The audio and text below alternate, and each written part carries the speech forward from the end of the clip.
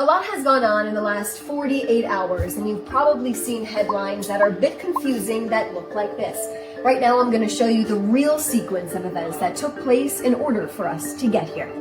Let's first lay the groundwork. 16 days ago, Hamas violated the ceasefire agreement for the first time.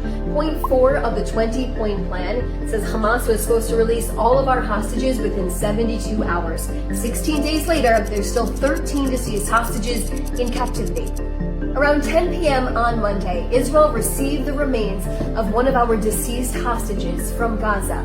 Around noontime on Tuesday, the Prime Minister's office publicly announced that those remains belong to hostage Ofir Tsarfati, whose body was rescued more than 2 years ago by the IDF from captivity, but Hamas clearly and purposely held on to part of his remains. At 4:30 p.m. on Tuesday, the IDF released the full video of this stunt Hamas pulled, which shows the terror organization tossing the remains of Tsarfati out of a window, dropped his remains into a pit, buried him in a shallow grave with dirt on top, and lifted it by a bulldozer and staged by terrorists as if they had just unearthed a new hostage remains to the Red Cross.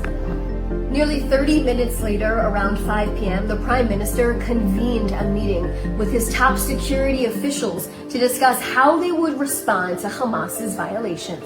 While the Prime Minister was in that meeting, around 5:15 p.m., our soldiers inside of Rafah, but also within the Yellow Line, were attacked by Hamas terrorists. One of our soldiers was killed by them. Around 6:20 p.m., the Prime Minister directed the military to forcefully strike the Gaza Strip with direct and precise strikes on terrorists and their infrastructure. After those strikes took place, 10 a.m. on Wednesday, the IDF retreated back to ceasefire position inside of the Gaza Strip. The headlines you see don't always paint the full picture. This is why we prefer fact over misinformation.